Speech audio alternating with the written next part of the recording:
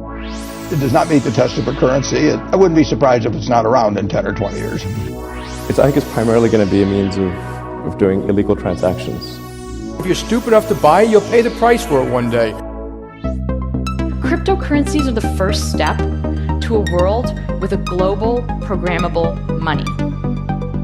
There are still so many misconceptions, and none of us knows what the future holds.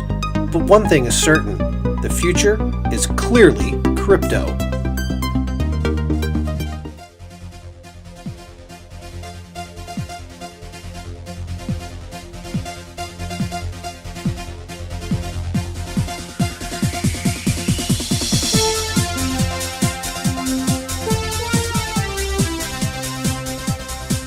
Welcome to episode 4 of Clearly Crypto. I'm your host, Cory. Yep, and I'm Aaron, back with you guys. Hey, good to be back with you. Yeah, so this time we're going to take a tackle at a deep dive and kind of go a little bit deeper into what Bitcoin is and a little bit about how it works and the difference in the security model. So we're used to the traditional security model that we'll look at a little bit, and then a little bit difference, the security through obscurity of Bitcoin and why that's important. Yeah, you're going to make my brain hurt today, aren't you? That's my goal. If I can, then I know I've done well. So fair warning up front, there's going to be a little bit of math talk and things involved, numbers, big, large numbers, but it's okay. You guys hang with us, and I promise it'll be okay. It's pretty interesting, actually. Yeah, I hope so. We're going to give you some warm and fuzzies about investing your hard-earned cash into cryptocurrency. Yeah, and I think it's actually really good timing. If anybody's been paying attention to crypto news, Coinbase was recently in the news again for overcharging their customers, sometimes upwards of 50x. Ooh. So if you had $1,000 transaction that you authorized, in some cases Coinbase charged $50,000 or that same transaction 50 times and completely emptied out people's bank accounts. Wow. And wiped them out. So well, I had a transaction I did like a month ago, and boom, it shows up twice in my bank account. I didn't do anything. I sat there and watched it for a couple of days. It reversed it. But if they had charged me over and over again, my bank account would have been gone, and I'd be trying to pay bills with nothing. And right. Ooh. Yeah, it could create some problems. So it's kind of interesting to look at the current model we have as opposed to what the model that cryptocurrency holds, because people don't think about it because it's something that we do every day. But when you authorize a payment, you're giving them all your credit card or bank account information, the secret code on the back, the 3-digit CVV, and then just trusting that company that they're not going to make a mistake or act in malice and just take what they're supposed to. It's the equivalent of opening your wallet and turning your head and saying, please just take the amount of money that I owe you, complete stranger on the internet. So, well, that's what it's like having one foot in the legacy system. Yeah, so that's a pull system where you're just giving them all your information and letting them take whatever they want or what you authorize, but obviously that doesn't always work out that way. As opposed to a push where you authorize the payment, you send it when you want to, how much you want to. So. And that's why we're doing a deep dive into security. That's right. So stay tuned and enjoy, because we're about to get our feet wet with a little bit of a deep dive. Yep.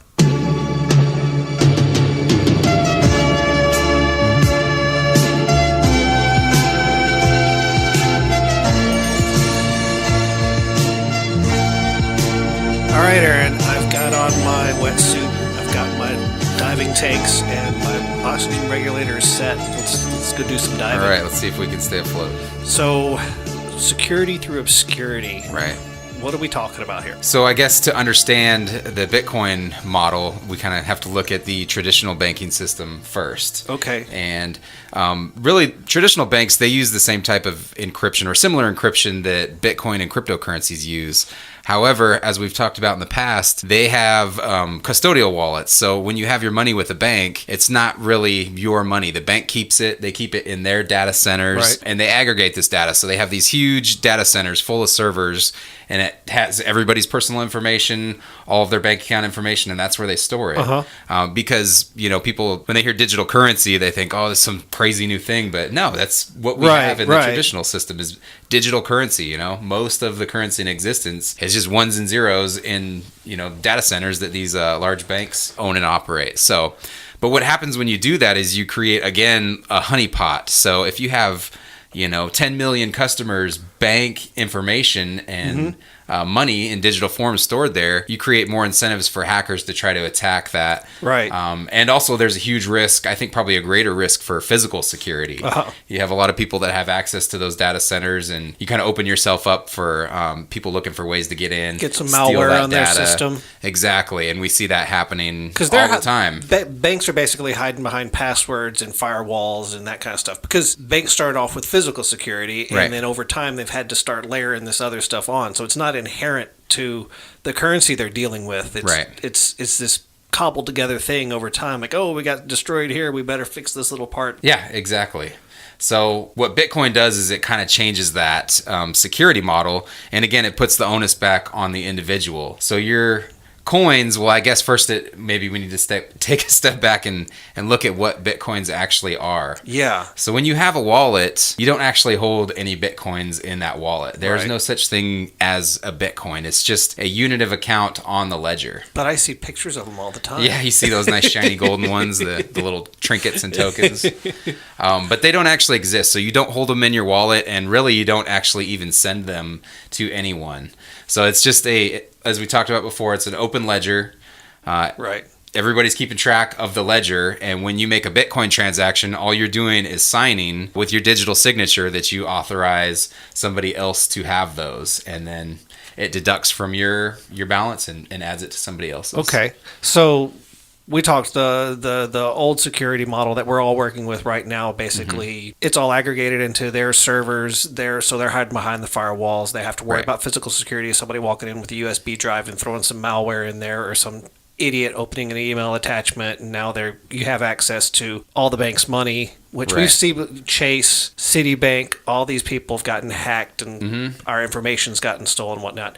So Yep, it Kinda gotta happens. stop It'll saying continue to whatnot. happen. There's nothing they can do. They can't stop it from happening. And this is with not just banks, but basically every company or large organization that relies on the storage and aggregation of large amounts of data. They're just it's a honeypot. They're just waiting to get attacked. Okay, so with the new that way with cryptocurrencies, Bitcoin, and which what blazed the trail for everybody else. That's the same type Right. model everybody else is working off on. So when we say Bitcoin, we're really talking all cryptocurrencies. Yeah, you could say I mean, cryptocurrencies roughly. as a whole, right? Okay. The security models vary slightly from Right. currency to currency, but they all are kind of based off of this cryptography and this math that make them work. Okay, so that's where you're saying that now no longer am I giving all of my money to one entity. I actually have the keys to that money myself. Exactly. So you have bank level security is what you have. Okay. Because through the cryptography and the math that we'll get into here in just a little bit, you can create that same, if not better,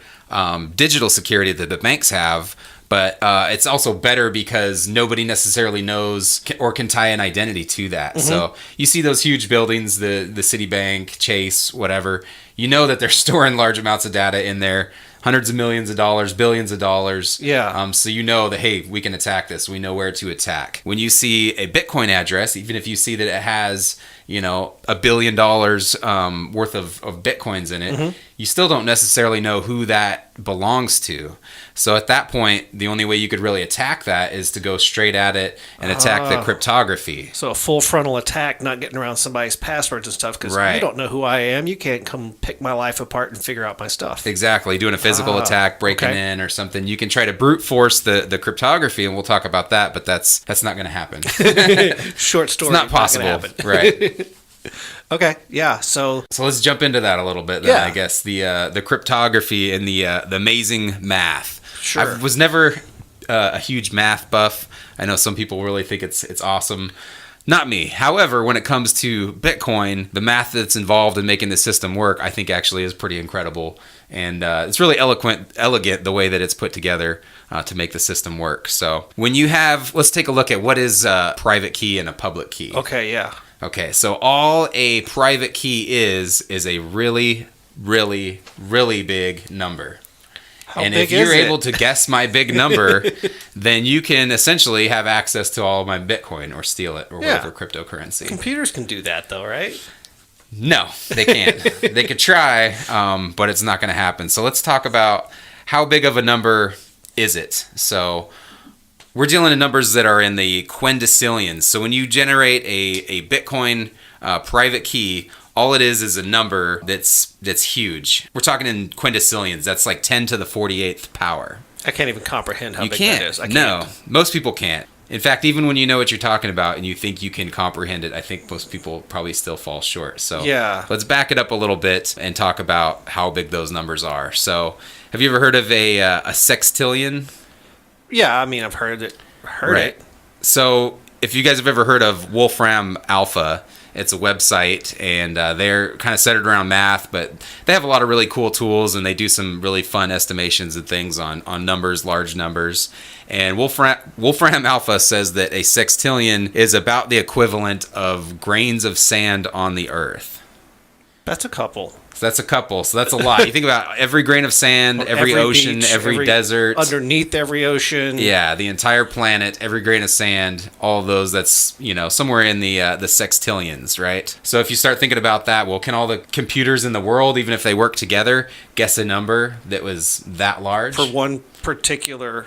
Yeah, so okay. Let me back this for me, my little brain. Okay. So we're talking the sextillion number. That's how big this number is we're talking about? No. This pales in comparison to the large numbers that Bitcoin uses. I'm just trying to give you a starting point. Oh, geez. So we to get into my Bitcoin account, right, or to hack my Bitcoin, you have to guess this number that's all you have to do, is you larger just have to guess this than number. all the grains of sand on the Earth. Not just larger than that, but if you take that number and you cube it, you're still not even close. Oh, so if you took every grain of sand on Earth and then you turned that grain of sand into another Earth and then calculated all of those grains of sand, your number is still infinitesimally small compared to the numbers that Bitcoin uses. Holy crap. And I know it's really hard to wrap your brain around, because you start thinking about, well, how many grains of sand on each planet that represents a grain of sand? And even then, you're still not even halfway there. So that's all Bitcoin is. It uses cryptography. It uses math to give you a number base that is so enormous that it's virtually impossible to generate or guess somebody's private key. And again, all it is a number.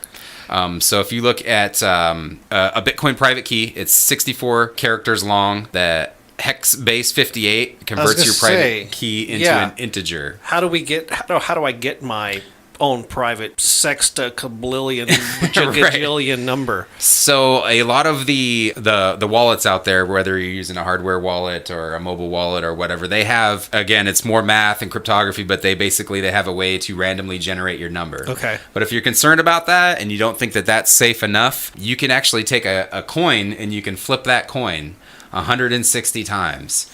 And if you say tails is 1 and heads is 0, or vice versa, it doesn't matter. You flip it 160 times, you write down each what it is, whether it's a 1 or a 0, all the way out, and then you can plug that binary code essentially into a function that will turn it into a Bitcoin private key. And that gives you perfect security, because no one will ever generate that 160 digit ones or zeros again. It's so highly improbable. You can't say it's impossible, but it's so highly improbable that it's impossible. It's like winning the Powerball 1,000 times in a row and then getting attacked by a shark while getting struck by lightning and surviving and winning 1,000 times in a row again.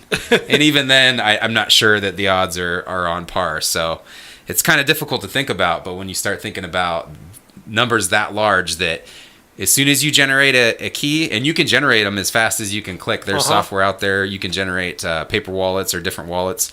And as fast as you can click generate a private key, it'll generate a number that's never been seen before, ever in the history of the world, and never, ever will ever be seen again. So even if if you put every computer on the Earth to work on finding one number that I have, running through all, because you'd have to just start at the beginning of that and run it from 1 all the way up to the Google number. Yeah, the quintillions. Into the quintillions. That's probably going to take billions of years. Yeah, I think it's a number with like 64 zeros after it. Yeah, exactly. There's people that have tried to calculate this and run through, and it's kind of fun to look at it. But there's estimates that there's not enough energy in our solar system to be able to flip the ones and zeros enough to guess a private key. Wow. There's not enough iron on planet Earth to generate enough hardware to attack this. And you hear people make the arguments, well, what about when they develop a quantum computer? Yeah. Which is still I've just used that argument theoretical. before I knew anything about it. Right. So that's still, quantum computers are still theoretical. But if one does get developed in the future, there's proposed changes to the algorithm that they could be quantum hard, so that even a quantum computer I know a little bit. I've been following that a little bit. It's not magic. It can just do more than one computation at a time. Yeah. And it's still going to have to go through all of the levels of development that current computers have. Right. In theory, it could do it much faster and potentially crack one, but then you just a million years instead of 3 billion. Right. But here's what people don't. They say, okay, well, what if Bitcoin gets hacked? Well, if Bitcoin gets hacked, if the underlying technology, the cryptography is broken, then everything is broken. Right. Every government agency, the NSA, every bank account, every website. Everything is broken. The internet is broken. There's no more security at all for anything. So, well, even if somebody got in right now and like at this point where we are right now with Bitcoin and started messing with everything that happens after this, could they even go back and change all the transactions that have happened? So wouldn't we know at least on this date, boom, from there on we need to reset? Yes. So you could because of the blockchain. Right.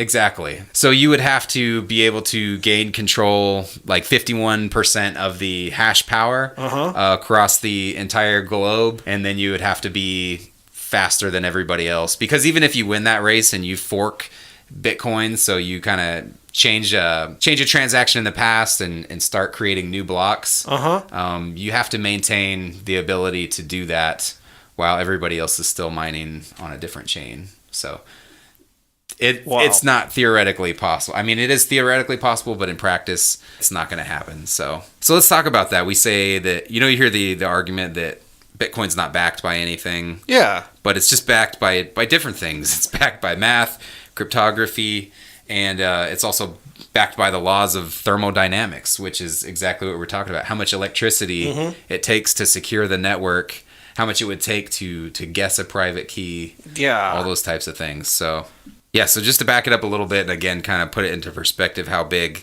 the numbers are that we're talking about. I don't know if you've ever heard or if you've seen anybody talk about a deck of cards being shuffled. I think of in passing at some point. Right. So it's been said that you have 52 cards in a deck of cards. If you shuffle them properly, shuffle them very thoroughly, again, there's extremely high likelihood that has never been seen before and never will be seen again, the order that all those cards are in. And again, that pales in comparison to the numbers that we're talking about. Because we're only talking 52 cards. Right. So 52 possible, that's not even right, 52 possible combinations. No, I know it's so, math is not my friend. Right. So a lot of different combinations, and that's where you get the security through obscurity. It's just such an obscure number that nobody's ever going to guess it.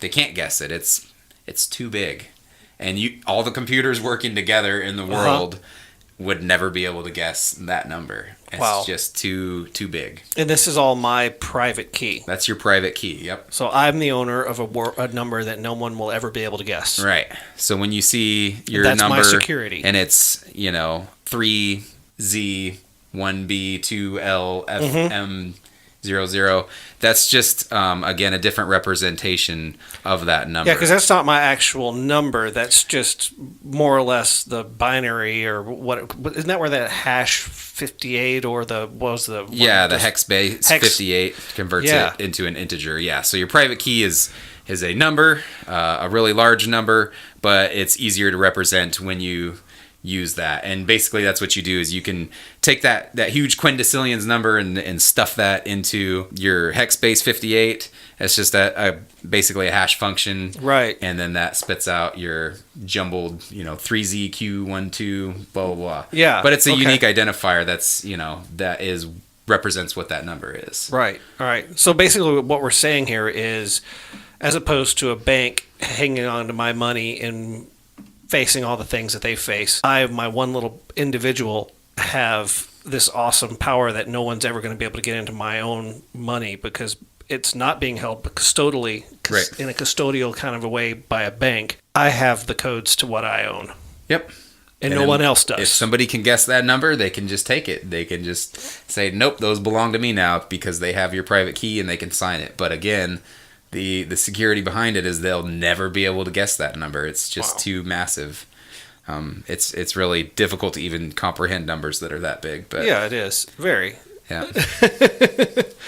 So that was the, I guess, genius, or was the revolutionary thing about cryptocurrencies, about Bitcoin, that started all of it, that it moved that power away from a bank to the individual. Yeah, that's just part of the equation. There are several problems that it solved. The problem of distributed consensus. And that's where the mining and because cryptography's been around for a long time, since the 60s, 70s. It's been developed. People have been messing with this probably even before that. You know where Alan Turing is? Yeah, exactly. So there's nothing new about cryptography, and obviously numbers have been around for a long time. But the problem that Bitcoin solved was, how do we make it decentralized? So how do we take this large number, make it cryptographically, sound, so that it's really difficult to hack and guess this number, but that's just part of the equation. Then the other part you get to is, okay, so how do we make sure that you don't double spend? Okay. And that's really the key behind it that makes Bitcoin work, and that was revolutionary, because they've tried, we've talked about it, there's been different attempts at digital cash and things like that. Yeah. But if it's digital, you can copy it, right? Sure. You can send 10 coins to me and 10 coins to somebody else. So this is where mining comes in, and mining is, it's not about the reward of Bitcoin, although that's great that they get that.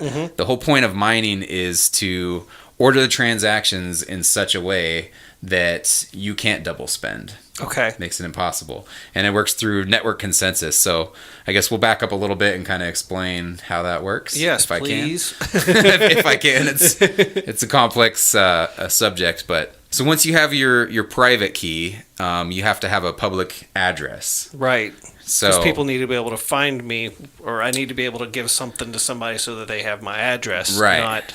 So here's another part of the math and the cryptography genius. So Bitcoin uses something called RIPE-MD 160 SECP 256K1. Blah, blah, blah, blah. Yeah. It's the elliptic curve algorithm. Okay. And all that does is it takes your private key and it puts it into this elliptic curve, this cryptography, and it spits out a public key on the other end.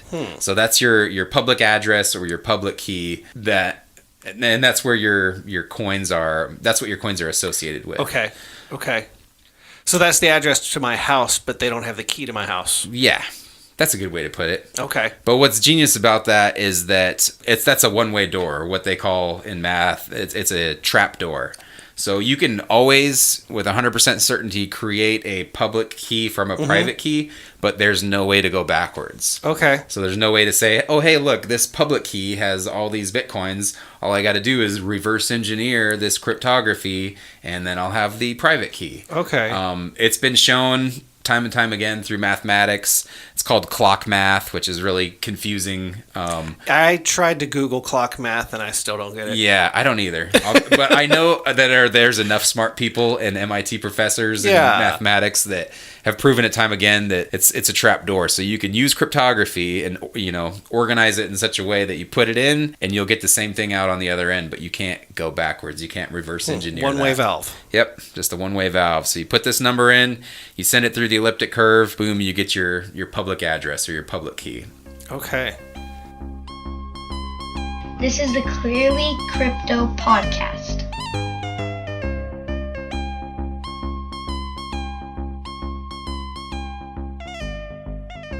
All right, so just to do a little bit of a recap about what we talked about. So we talked about how these gigantically enormous numbers make my private key completely safe. Yep. And there is a algorithm that they can go through to generate a public key, which is a one-way valve for access to send money to my account. Right. So I want to send a transaction. What is that? What does it look like? Okay. Well, okay, so let's see. When you send a Bitcoin transaction, you are essentially broadcasting to the network that you want to send 1 Bitcoin from my public key or my public address to Cory's public address. Okay. And then obviously you need a signature. You need a digital signature, because if there wasn't anything to verify that I was the authentic owner of that, then anybody could just move Bitcoin from anyone else's account. So it uses a digital signature, and that's, again, another hash function that basically proves that you own that private key without divulging any of the information of that private key. But you can still, anybody that's looking at that can verify that, yes, I absolutely do own that, the private key behind that, so I can authorize that transaction. You can kind of think of it similar to, if you've ever had an ID that has a chip card implanted in it, and you need that to log onto your computer or an encrypted email, it's kind of the same thing. In fact, it uses SHA-256, the same type of encryption to do the same thing. You're creating a digital signature that people can look at and verify, okay, yeah, that's you, without giving away your digital signature. All right. Okay. So now you've got this transaction that's been broadcasted to the network, right? Right. And you've got thousands of these going on all the time. Yes. Everybody's broadcasting transactions. So when you do that, it goes into the mempool or the memory pool, and that's basically just waiting to get added to the next blockchain. The next block in the chain. So that's where everybody's fighting to stick that transaction into the part of the block. So that's where let's see, what are they doing? They're probably, I'm just going to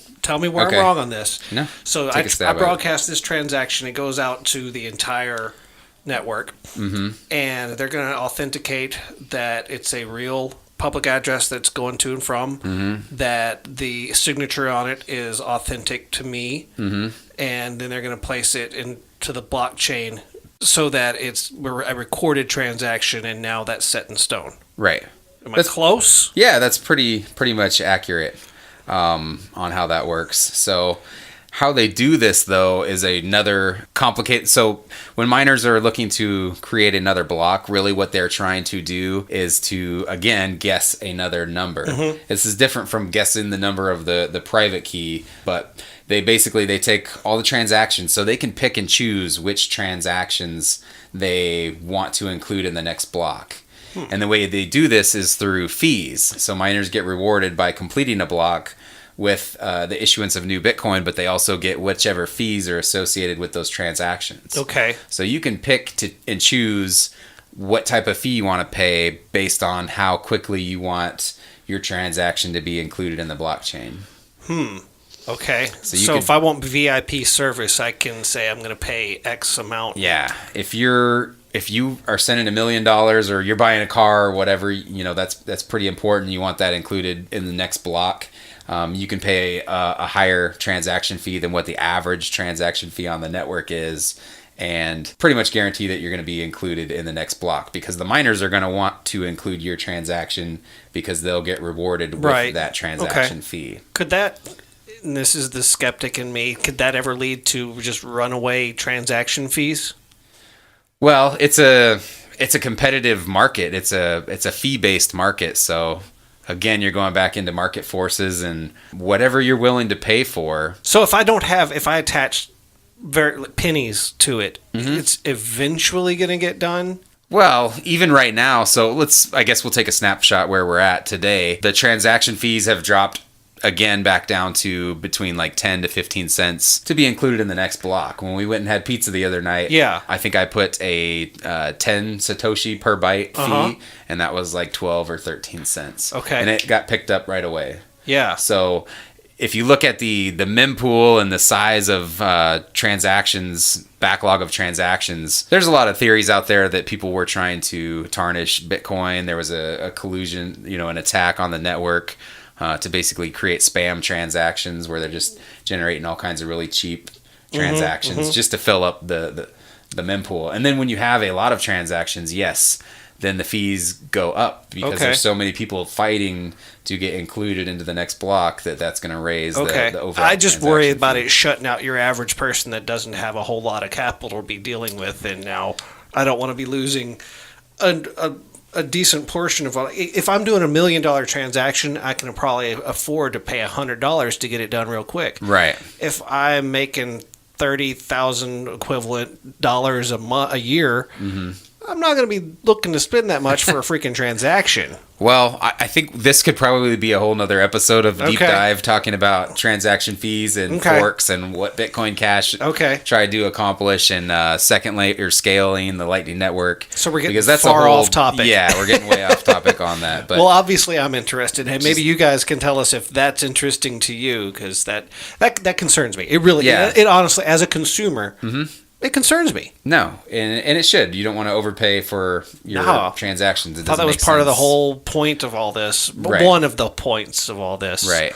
But that's a whole nother onion that we'll tear into later. Can we find our way back to, I think to the original trail? So we were talking about confirming transactions. So everybody's trying to get their transactions confirmed. Miners are now trying to, so they're going to take out, whichever transactions that they want, stuff them into a block, and then they're trying to guess a number that when you run it through, again, another math function, if it comes out below a certain value, then you've essentially solved this math problem, and that those transactions then get stamped into the blockchain, and you get rewarded with the issuance of new Bitcoin.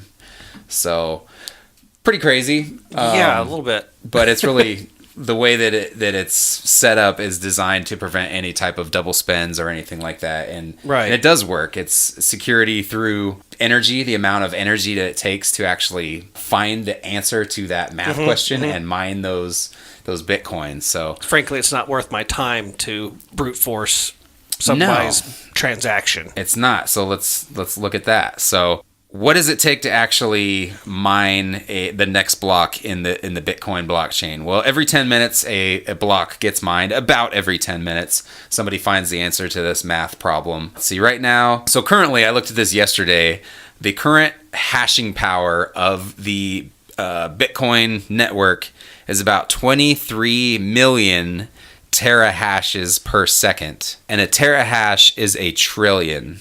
So there's 23 million trillion guesses per second where people are trying to solve. They got all these computers, these Bitcoin miners around the world, and huge data centers and people that mine in their garage. So the combined power of that network is 23 million trillion guesses per second.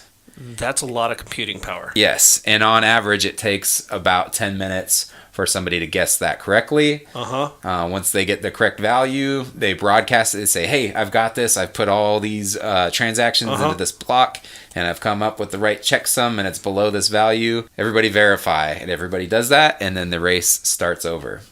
That's insane. That's a lot of hashes, though. That's a crazy amount.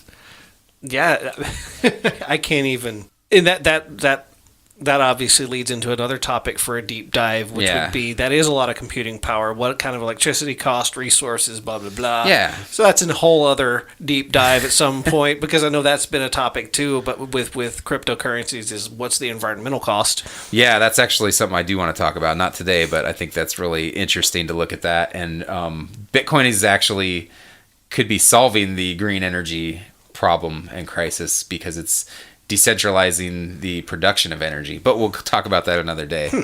But then you go back into looking at what it would take to crack a Bitcoin private key. If you had the computing resources to do that, this is where the game theory of Bitcoin comes into play. Would you rather spend all of that resources trying to crack my private key so that you could take the Bitcoins that I have, or could you just put that into trying to solve the mining problem and being rewarded steadily with a higher percentage? So that's where the game theory in it kind of comes into play, where it makes more sense. It's more profitable to play by the rules than it is to try to break them. Yep. It'd be because you could, if you had an enormous amount of mining power and you had a computer that could do that, you could just try to guess you could mine with it. I'm going to make a lot more money by playing the game than I am cheating at the game. Right. And most people never have a chance at individually solving a block. So what kind of sprang up, I think maybe in 2012 or even 11, are what are called Bitcoin mining pools. Okay. So if you have a Bitcoin mining pool, which is basically an organization that pools all of the miners' resources together. Right. And then when somebody in that mining pool solves the equation, everybody that's contributing to that mining pool gets a proportional reward. Oh, that makes sense. Yeah, a collective. So you distribute the profits back to the people that put the work into it. Right. So if you went out and bought, a small miner today, an Antminer S9, you would never be able to solve. The odds are you'll never solve you'd never mine a block. Yeah. But you can contribute that to a mining pool and get rewarded with steady, small, incremental rewards. Just by putting your computing power towards that. Okay, that's good. That's a little bit more of the democratization of things. So, yeah, because it is so enormously. We're gonna get off topic a little bit, but you're putting so much time and energy into it.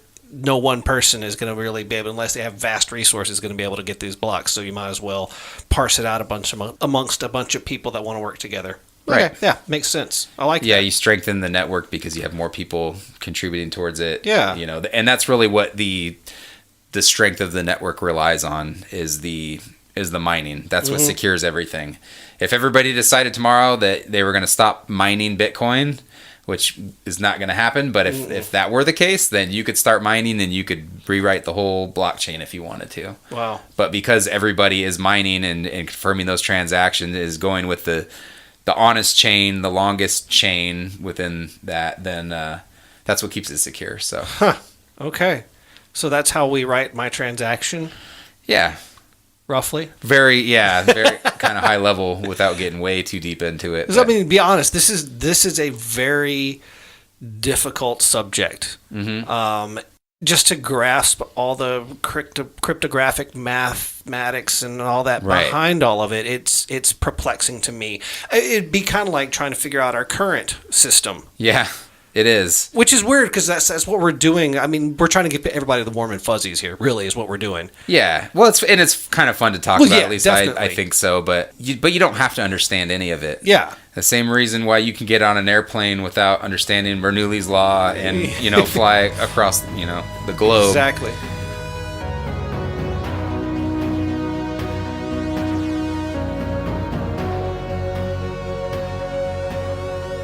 As long as you know, and that's why specialization exists. There's people that are computer science experts, mathematicians, cryptographers, and when it's independently reviewed and everybody comes to the consensus that, this is sound logic, it's sound math, it works. And then also another, I guess, proof that it can't be hacked is that it hasn't been hacked. Right. Nobody has broken the encryption because if they had... Well, and that was a big selling point for me before I got into crypto is me and my wife, because I know we went round and round and round and round and round about this. Like, but what if somebody does this? But what if somebody does this other thing?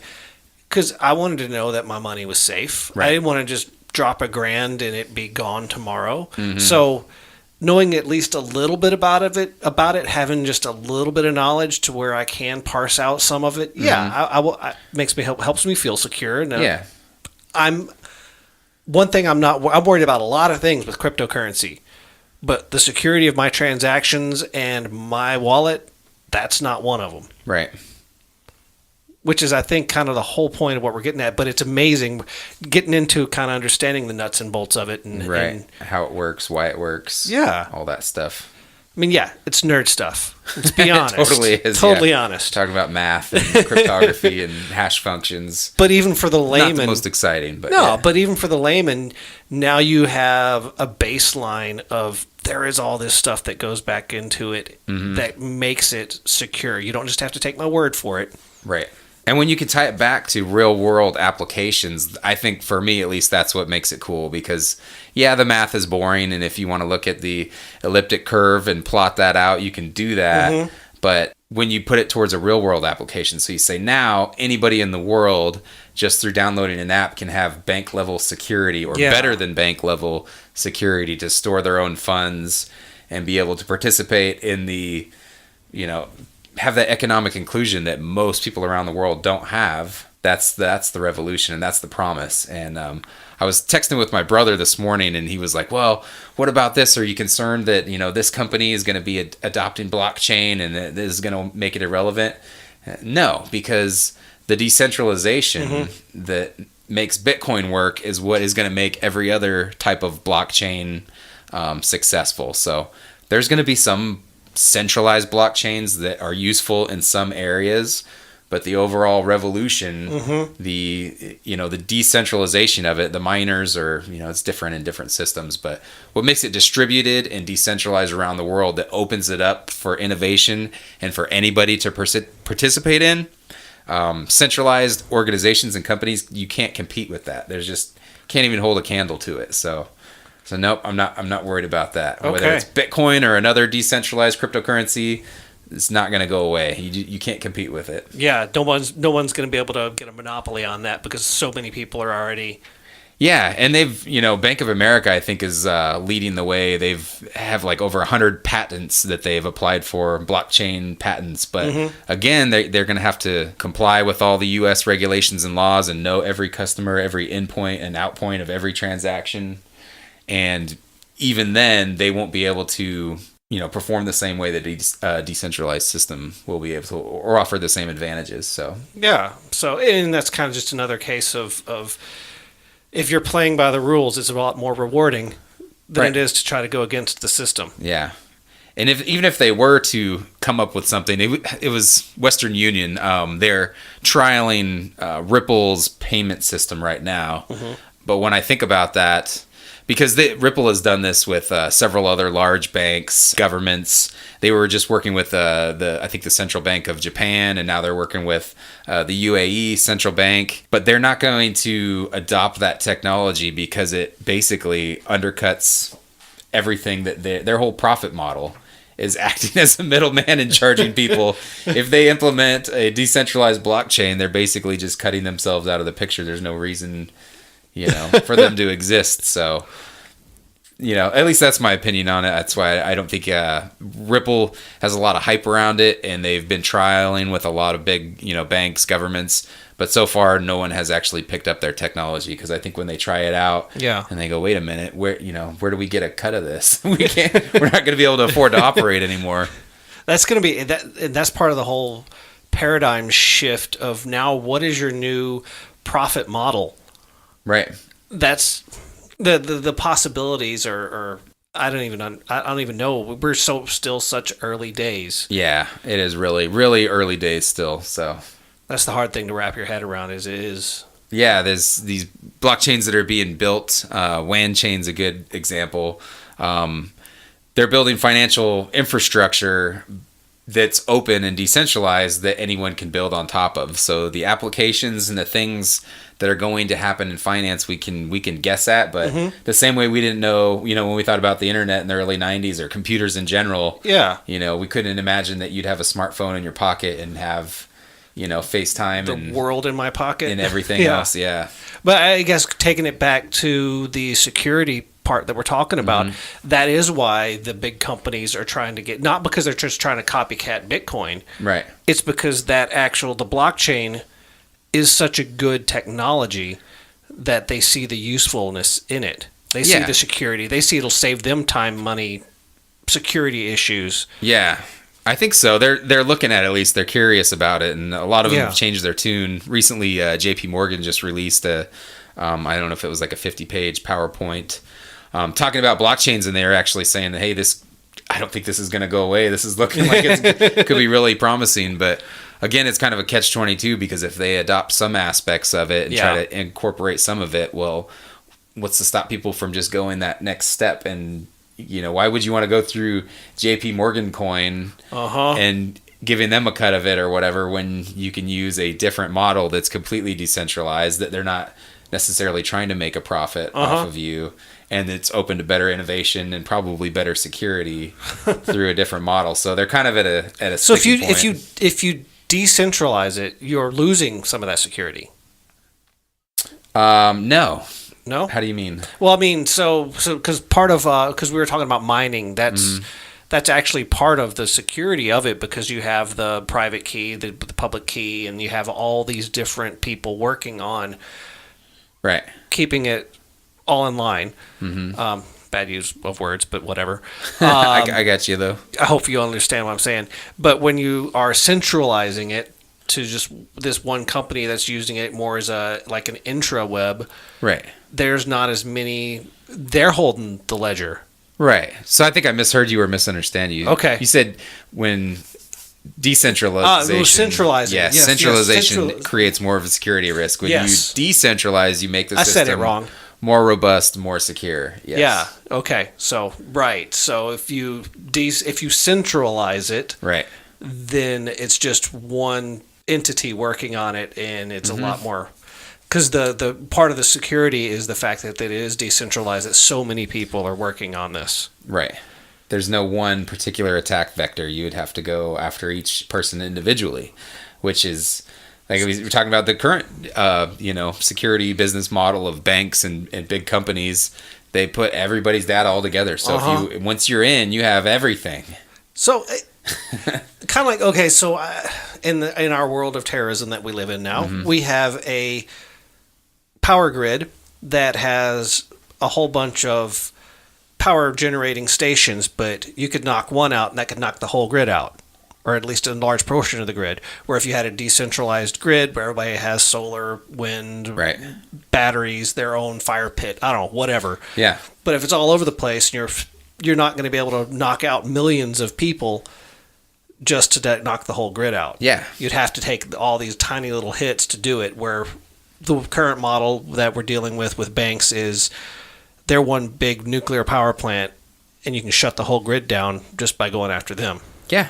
It's a pretty good analogy. Okay. Yeah. It's sloppy, but it's good, I guess. I think it works. Hope you guys get the point. Yeah. If I do anything, I do sloppy. Man, so yeah, that's such an expansive conversation. Honestly, I think we made it about 10 meters down in our dive. Yeah. We didn't get... It's pretty deep for the conversations we've had the last 3 episodes. Yeah. I think we'll go deeper as we progress. Deeper and deeper still. Yeah. Maybe we'll talk about some smart contracts and interoperability of blockchains, loop ring, things like that as we go on. So sounds good to me. Hopefully you guys have a little bit better understanding of the security model that cryptocurrencies and Bitcoin are trying to create, how they're creating that security, and a little bit more about mining and how transactions are actually moving around. Yeah, math makes you safe. It does. It's better. I trust math more than I trust people. Yeah, math doesn't have motives. That's what it comes down to. Do I trust math and cryptography, or do I trust banks, organizations, corporations, people to keep it safe? Yeah, well, I feel safer having my assets protected by math than I do greed. Yeah. Short answer. Yeah. I agree. So I know we kind of just scratched the surface with the deeper dive we just did. I know it's a little bit deeper than what we've been doing, but I hope you guys enjoyed it. That's probably going to generate a lot of questions, a lot of feedback for it. Hope so. Please give us that feedback. Yeah, if I missed the mark, I'm sure I wasn't 100% on, but if I misspoke or something, let me know. And we'll go back and address it maybe on the next episode. So yeah, definitely. Well, hey, always a pleasure. Yeah, thanks, Cory. Let's keep it up.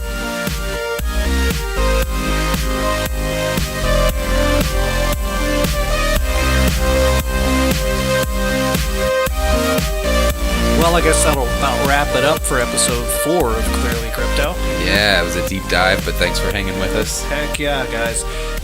So remember, if you like the show, like us on Facebook, follow us on Twitter, Telegram, email us at clearlycryptopod@gmail.com.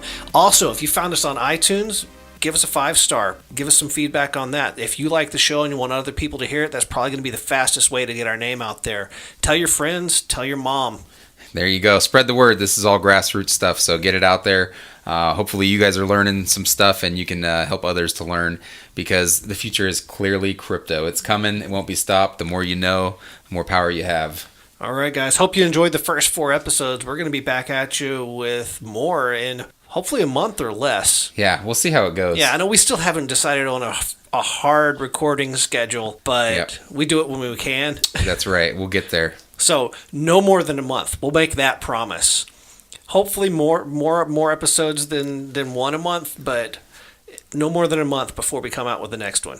Yeah. So can we do that? Sure. Let's go for that. Let's shoot for it and see what happens. All right, guys. So thanks. Okay. And, thanks, Cory. Yeah, thank you, Aaron. Yep. And we'll see everybody next time. So remember, keep your eyes on all that social media, and we'll let you know when the next episode's coming out. In the meantime, re-listen to all 4 episodes. that'd be good for you. Yeah, it would. All right, guys. The proceeding was an Acorn production. All opinions expressed are those of the hosts alone. This podcast is for entertainment purposes only. We'd love to hear from you. If you enjoy the show, you can like us on Facebook, follow us on Twitter and Telegram, or email us at clearlycryptopod@gmail.com. Thanks for listening, and see you next time.